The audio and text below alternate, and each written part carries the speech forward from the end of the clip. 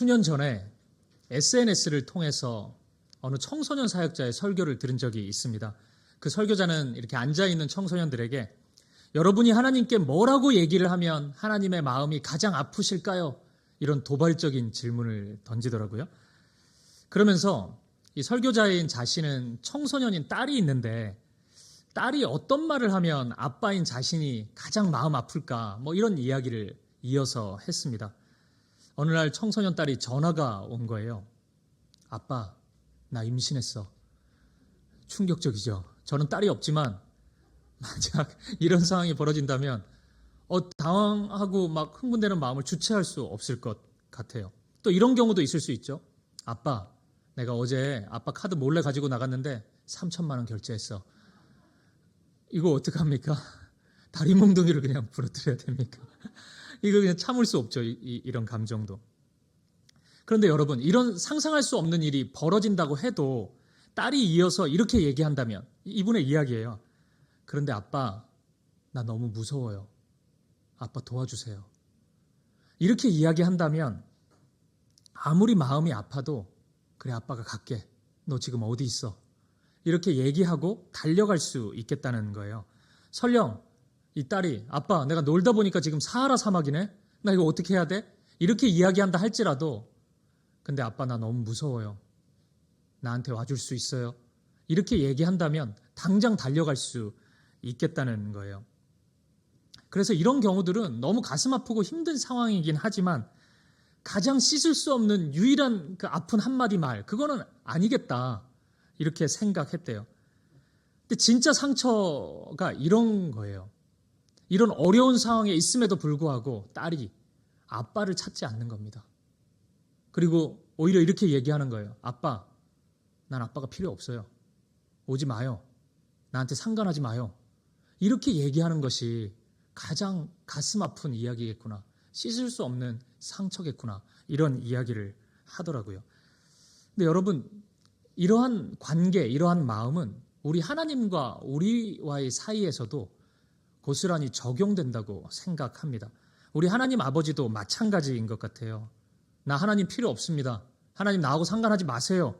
이런 말과 고백, 이런 태도를 우리 하나님이 가장 마음 아파하신다는 사실이에요.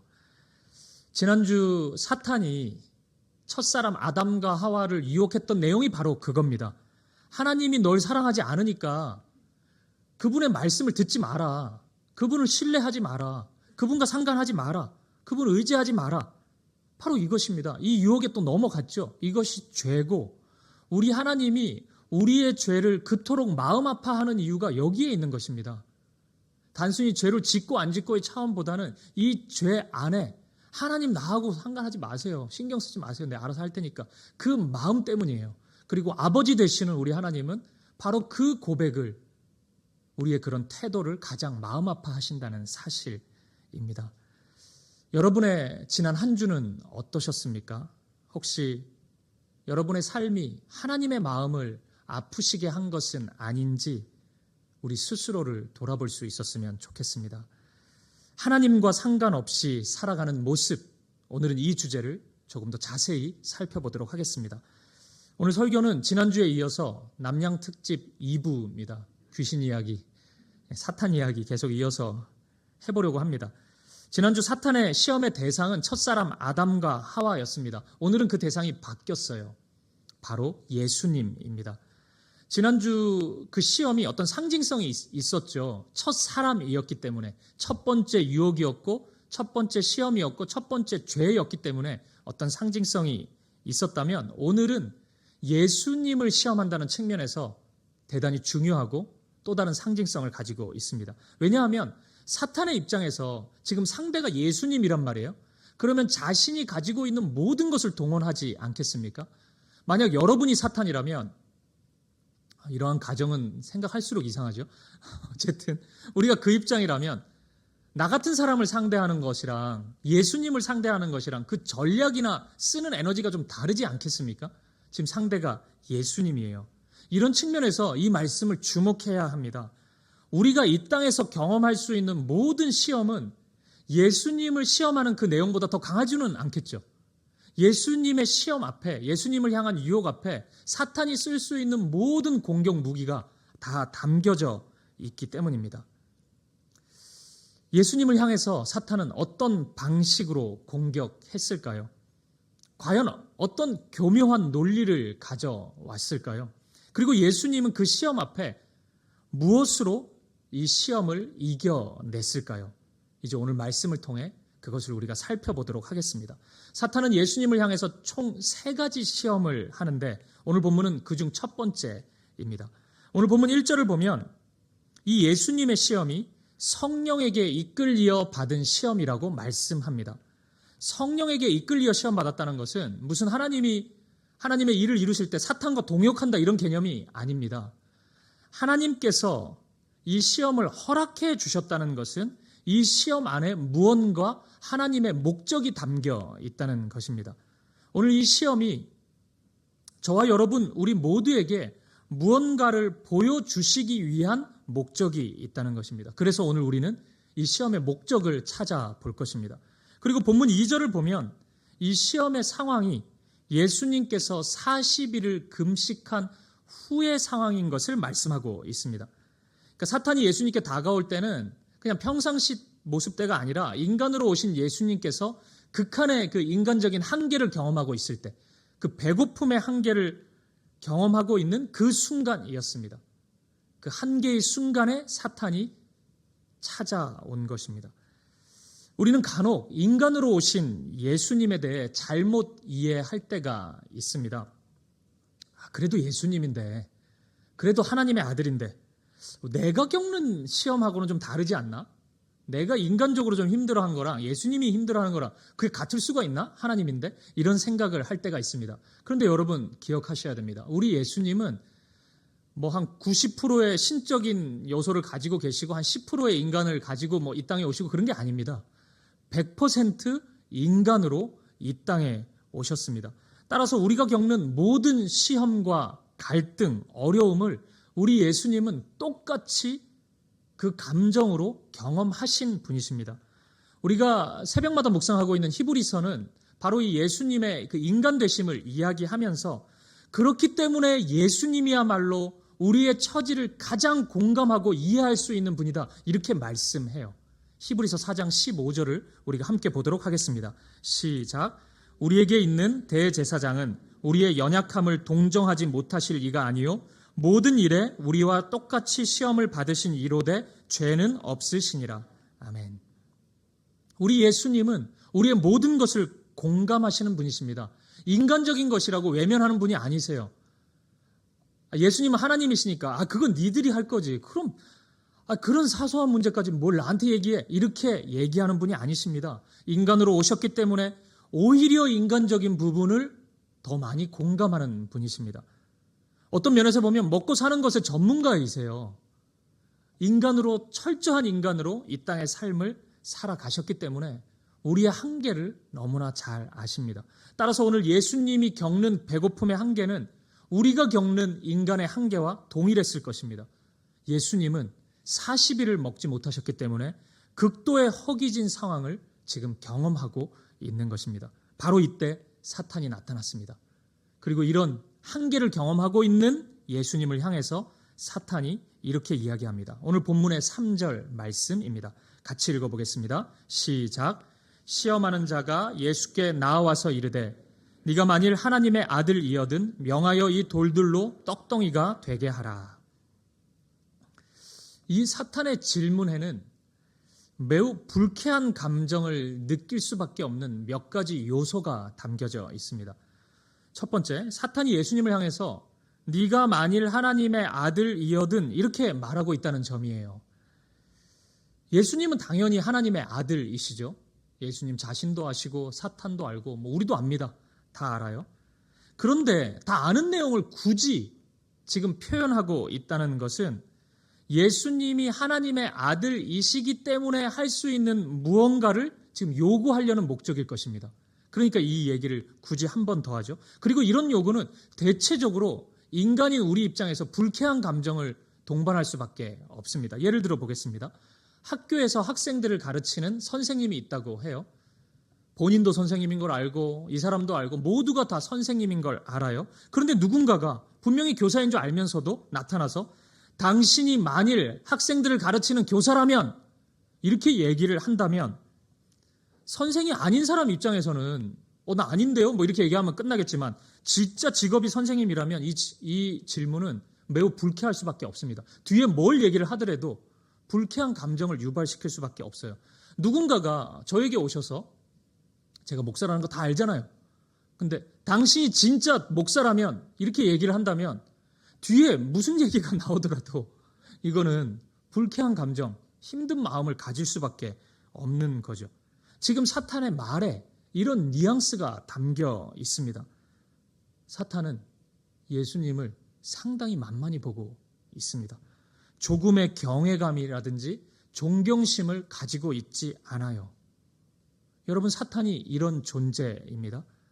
사탄은 우리가 사랑하는 예수님을 겨우 이 정도로 여기고 이 정도로 대우하는 존재입니다.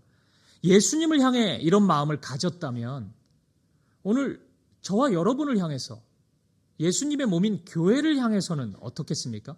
갑자기 우호적인 태도를 가질까요? 아닙니다. 더 만만히 봅니다. 사탄이 갑자기 우리 사김의 교회를 잘 되기를 바라는 마음을 가질까요? 아닙니다. 그런 마음이 조금도 없습니다. 저와 여러분이 잘 되기를 바라는 마음을 가질까요? 전혀 아닙니다. 그런 마음 조금도 없습니다. 우리가 사탄의 말에 귀 기울일 필요가 없는 이유가 여기에 있습니다. 사탄의 말에 속으면 안 됩니다. 아무리 달콤한 말과 환경, 상황으로 우리에게 유혹한다 할지라도 그 모든 것은 결코 저와 여러분을 위한 것이 아닙니다. 사탄은 본래 그런 존재이기 때문입니다. 그리고 두 번째 좀 이상한 점이 예수님을 향해서 돌에게 명령하여서 떡이 되게 하라고 말하고 있다는 점이에요.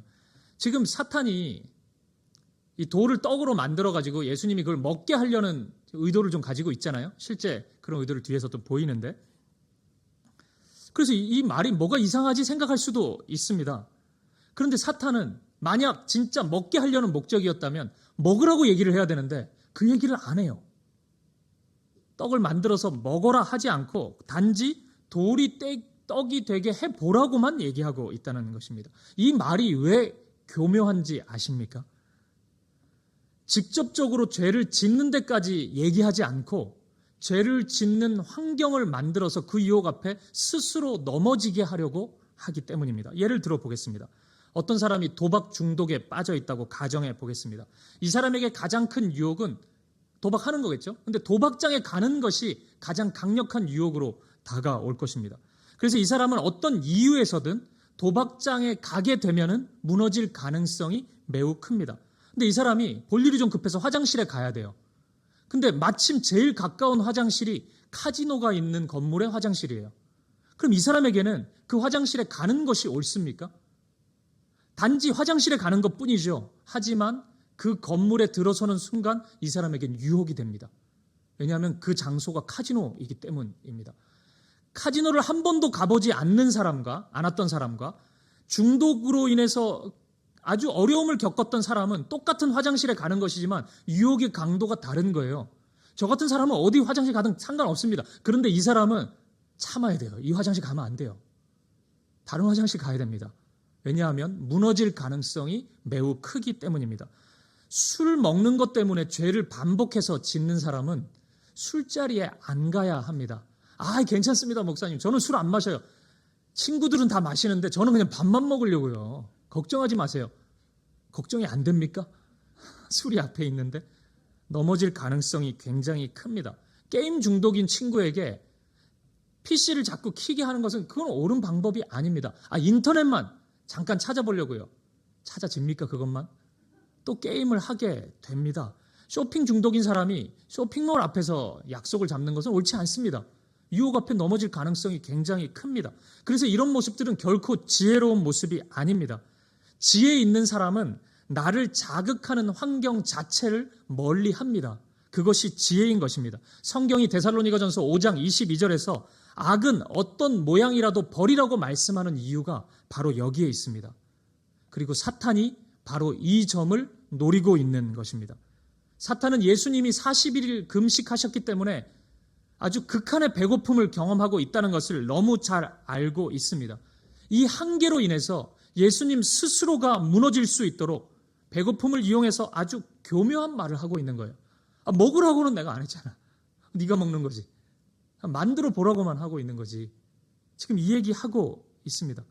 만들어 봐라. 배고프니까. 만들어만 봐라. 유혹하고 있습니다. 여러분, 사탄의 이런 교묘함을 우리는 결코 잊지 말아야 할 것입니다. 그렇다면 여러분, 사탄의 의도는 무엇일까요? 생각해 보면 배고픈데 음식을 만드는 게 뭐가 그렇게 큰 잘못입니까? 어떤 면에서 보면 너무 당연하고 또 생각해 보면 친절하기까지 하잖아요. 배고픈 거 걱정해 주는 것 같잖아요. 꼭 배고프지 않아? 이렇게 막 물어보니까. 사탄이 이루고자 하는 것 무엇일까요? 단순히 그런 의도는 아니었을 텐데요. 제가 이제 사탄이 참 교묘하다고 생각되는 게, 제가 지난주부터 계속 하나님의 말씀을 묵상하지만 희한하게 지금 사탄의 말을 묵상하게 되잖아요. 계속. 그 교묘해요. 이 생각하면 생각할수록 이 친구가 교묘합니다. 사탄의 말에서는 어떤 의도를 찾기가 굉장히 어려워요. 지난주 아담과 하와를 유혹할 때도 그랬는데 오늘도 그렇습니다. 분명히 간교한 계획이 있어서 접근했을 텐데 그게 왜 질문을 하고 무엇을 이루려고 하는지 사탄의 말에서는 찾아내기가 힘듭니다. 오늘 본문도 마찬가지죠. 사탄의 말에서는 찾기가 힘듭니다. 근데 사탄이 놓치고 있었던 게 있었어요. 상대를 잘못 골랐습니다. 예수님이에요.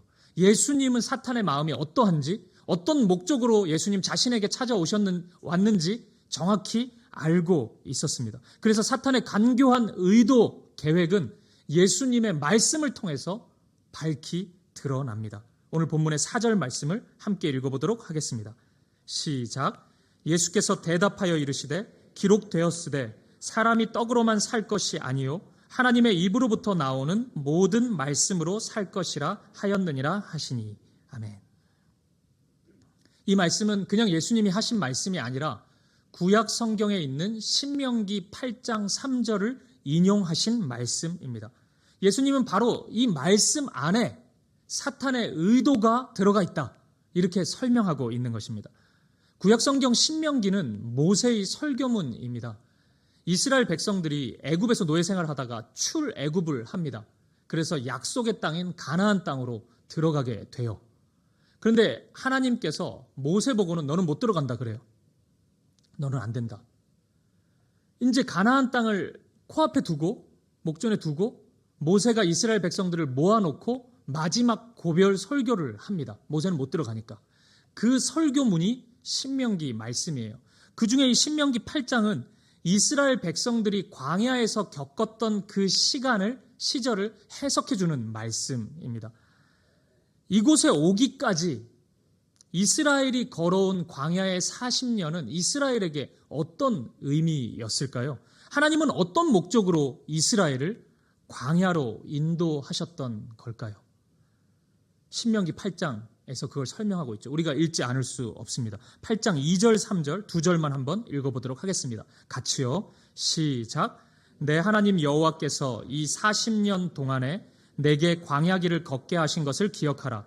이는 너를 낮추시며 너를 시험하사 내 마음이 어떠한지 그 명령을 지키는지 지키지 않는지 알려 하심이라. 너를 낮추시며 너를 줄이게 하시며 또 너도 알지 못하며 내 조상들도 알지 못하던 만나를 내게 먹이신 것은 사람이 떡으로만 사는 것이 아니요 여호와의 입에서 나오는 모든 말씀으로 사는 줄을 내가 알게 하려 하심이니라. 아멘. 2절에 보면 네 마음이 어떠한지 그 명령을 지키는지 지키지 않는지 알려 하심이라. 광야 40년의 첫 번째 의미가 있다면 이스라엘 백성들의 마음이 어떠한지 아는 것입니다. 물론 하나님은 알고 계시죠. 이스라엘의 마음을. 근데 이스라엘 백성들 스스로는 몰라요. 이 광야의 시간을 통해 자기 자신의 믿음의 정도를 확인할 수 있었던 것입니다. 믿음의 첫 출발은 하나님이 믿음을 선물로 주시냐, 그 믿음이 있냐 없냐의 문제죠. 예수님을 믿느냐 안 믿느냐입니다. 그런데 이 믿음의 세계 안으로 들어와 보면 믿음이 있냐 없냐의 문제를 넘어서서 그 믿음의 정도가 중요해집니다. 하나님을 어느 정도 믿느냐는 거예요. 하나님을 어느 정도 사랑하냐는 거예요. 여러분 보십시오. 이 자리에 많은 분들이 계시지만 하나님을 사랑하는 정도가 다 똑같지는 않을 것입니다. 정도가 다 다를 거예요. 그러면 그것을 어떻게 알 수 있어요? 말로는 알 수 없습니다. 왜냐하면 모두가 다 하나님 사랑한다 그러거든요. 하나님 믿는다 그래요. 안 믿는다 하는 사람 없어요. 이스라엘 백성들도 없습니다. 시험을 통해서 알 수 있었던 것입니다. 출애굽 당시 이스라엘 모두 하나님께 경배하고 영광을 돌렸습니다. 찬양했습니다. 근데 광야로 들어가자 이스라엘의 태도가 달라지기 시작했어요. 배고프고 목마르고 인간적인 한계가 매일같이 찾아오니까 이스라엘이 하나님을 어느 정도 사랑했는지가 드러나기 시작하는 것입니다.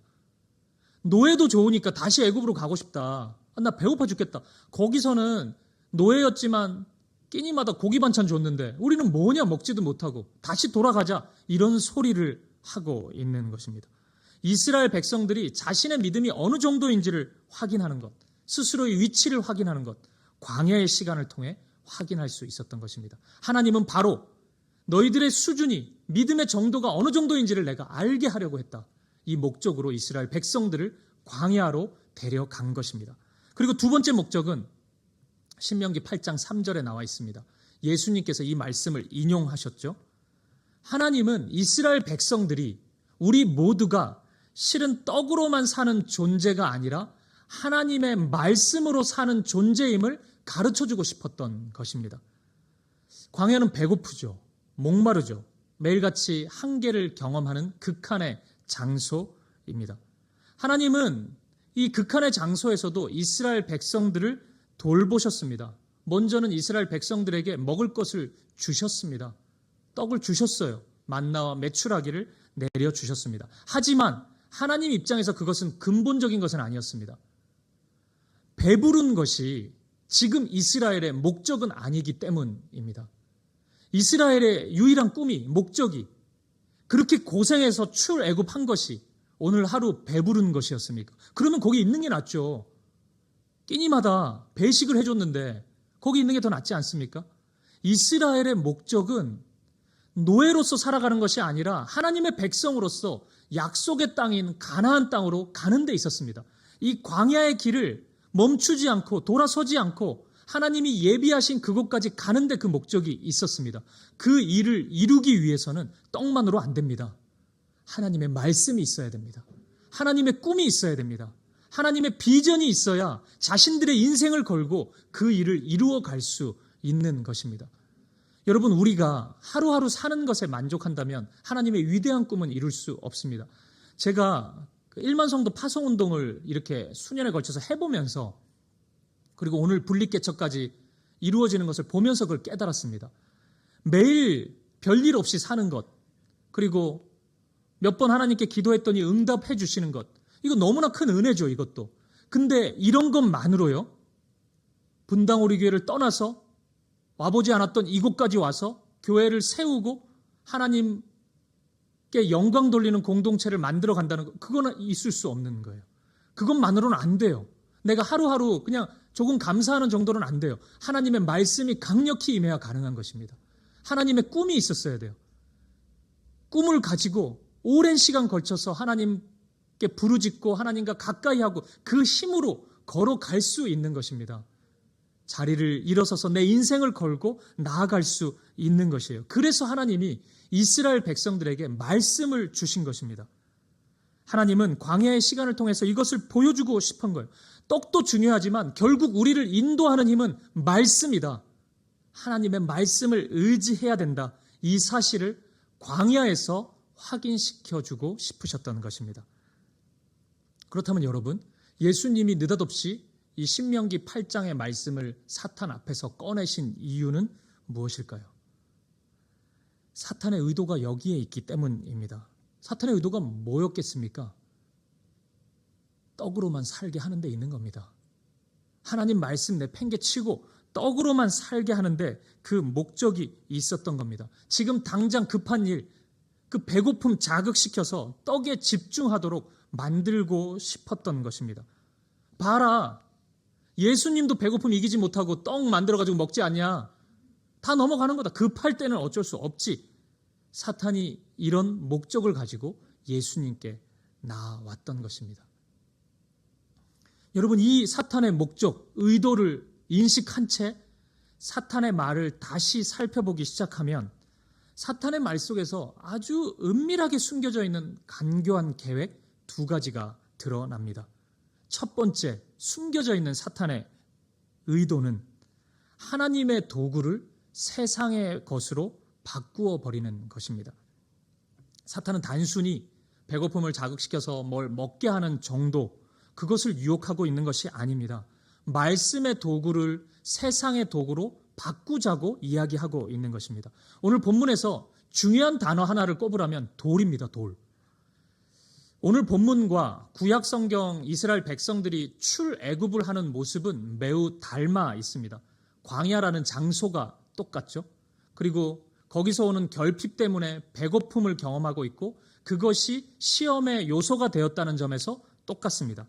그래서 이제 예수님도 이 사탄을 물리치실 때 광야를 말씀하고 있는 신명기의 말씀으로 물리치십니다. 이렇게 보면 돌이라는 단어가 그냥 단순히 돌멩이 정도가 아니라는 것을 알 수 있습니다. 말씀 하나를 읽어보죠. 신명기 9장 9절의 말씀입니다. 같이 읽어보겠습니다. 시작. 그때 내가 돌판들 곧 여호와께서 너희와 세우신 언약의 돌판들을 받으려고 산에 올라가서 40주 40야를 산에 머물며 떡도 먹지 아니하고 물도 마시지 아니하였더니. 이 말씀은 오늘 본문과 너무 비슷하죠. 40이라는 숫자도 그렇고 아무것도 먹지 않은 상황도 그렇습니다. 그러면 돌은 무엇일까요? 이 신명기 말씀에서 이스라엘 백성들에게 돌판은 하나님의 말씀을 받는 도구입니다. 지금 이 신명기, 이 출애굽의 상황과 오늘 본문의 말씀이 똑같다는 것은 사탄이 이것을 의도하고 있는 것이죠.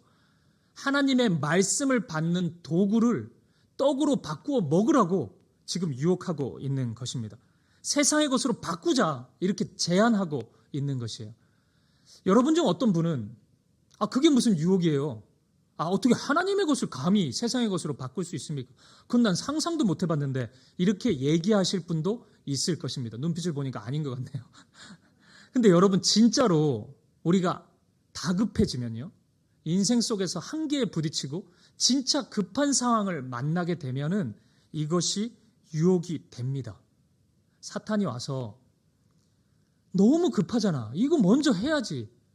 하나님의 말씀 누가 아예 그냥 지워버리래. 나중에 하고 일단 급한 불부터 끄자. 말씀이 밥 먹여주냐 지금. 일단은 이거부터 하자. 이렇게 다가오면 우리가 흔들릴 수 있는 것입니다. 입시를 앞두고 있으니까, 취업을 앞두고 있으니까, 승진을 앞두고 있으니까, 결혼을 앞두고 있으니까, 내 인생에서 가장 중요한 순간 앞에 서 있으니까 하나님 제가 잠시만 내려놓겠습니다. 제가 하나님 떠나는 거 아닙니다. 예배 잠시만 딱 6개월입니다. 이것만 내려놓겠습니다. 하나님의 말씀을 잠시만, 영원히 떠나는 거 아니에요. 잠시만 떠나겠습니다. 충분히 이렇게 이야기할 수 있는 것입니다. 이게 유혹이 될 수 있는 거예요. 그런데 여러분, 아무리 급해도 절대 하나님의 말씀을 버려서는 안 됩니다. 이런 주제가 나오면 제가 참 목사라는 것이 힘들어요. 목사이기 때문에 들어야 될 말씀이 있기 때문입니다. 여러분, 그렇게 세상의 것 얻고 하나님을 잃어버리면 이제 그 다음은 어떡하실 거예요? 돌판을 떡으로 바꿨어요. 그래서 순간 배 부를 수 있어요. 기분 좋을 수도 있죠. 이제 그 다음 어떡할 거냐고요. 말씀이 사라져 버렸잖아요. 말씀이 없잖아요. 이제 이 광야길에서 어떻게 가나안을 향해 가실 거냐고요. 말씀이 없는데, 떡만으로는 절대 갈 수 없는데 어떻게 그 꿈을 가지고 갈 수 있냐고요. 아무것도 없는 것입니다. 그냥 광야에 내팽개쳐질 수밖에 없는 거예요. 우리의 인생은 마치 이것과 같습니다. 어두운 밤 망망대해를 지나는 배와 같아요. 여러분, 우리가 그런 상황에서 어떻게 길을 찾아서 갈 수 있습니까? 멀리 등대에서 비추는 빛이 있어야 우리가 길을 찾을 수 있는 거예요. 주님의 말씀이 그 빛입니다. 그래서 시편 119편 105절 말씀을 보면 주의 말씀은 내 발의 등이요 내 길의 빛이니이다. 이렇게 말씀합니다. 말씀의 돌판을 함부로 버리지 마십시오. 그 말씀을 간직하십시오. 그 돌판 급하니까 떡으로 바꾸자. 이 유혹 앞에서 단호히 거절하고 그 돌판을, 말씀을 소중히 지킬 수 있는 저와 여러분 되시기를 간절히 소망합니다. 두 번째 사탄의 은밀한 유혹이 있습니다.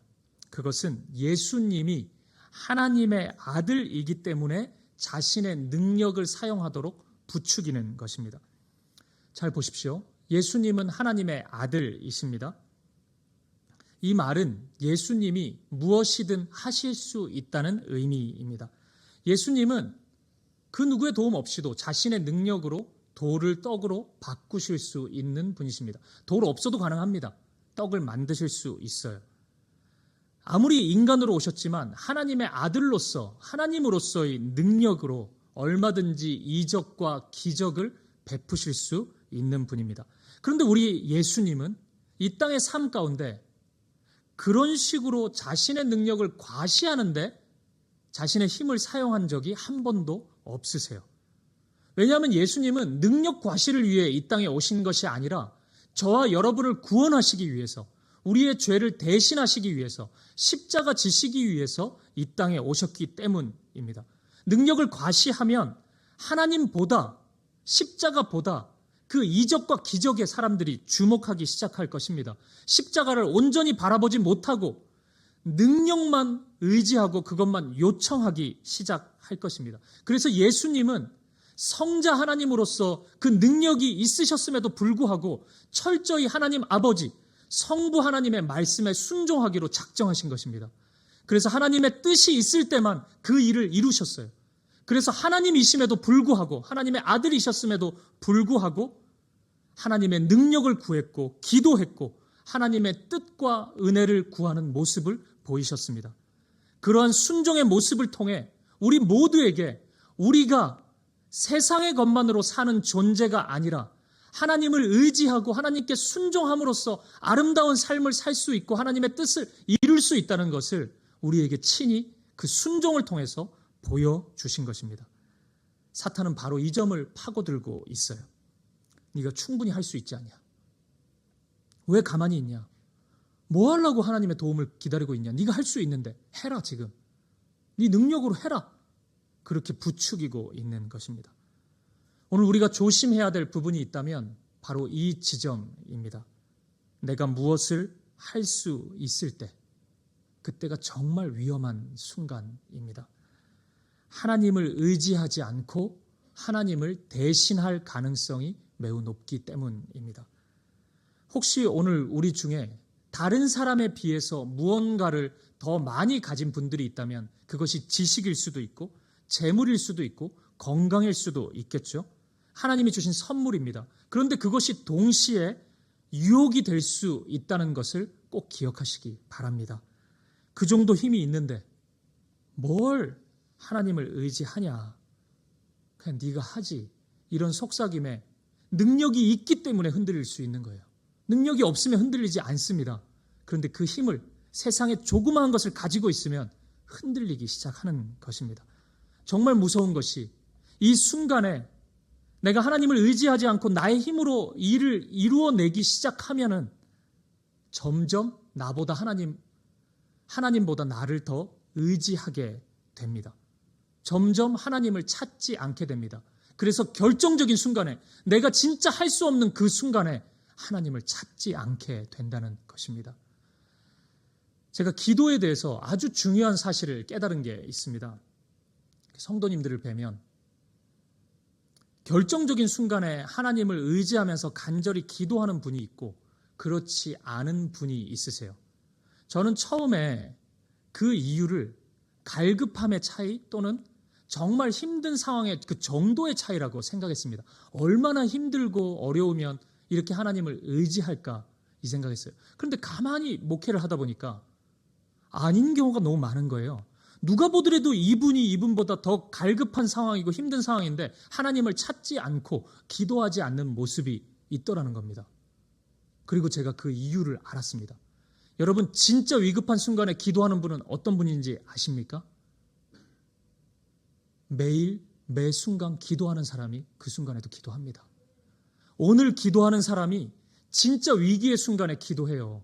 반대로 오늘 기도하지 않는 분은 위기의 순간에 기도하지 않습니다. 몸에 배있지 않기 때문입니다. 기도하는 것이 너무나 낯설고 어색하기 때문에 그래요. 더 간절한 상황이라도, 더 절박한 상황이라도 기도하지 않는 사람은 여전히 기도하지 않더라는 것입니다.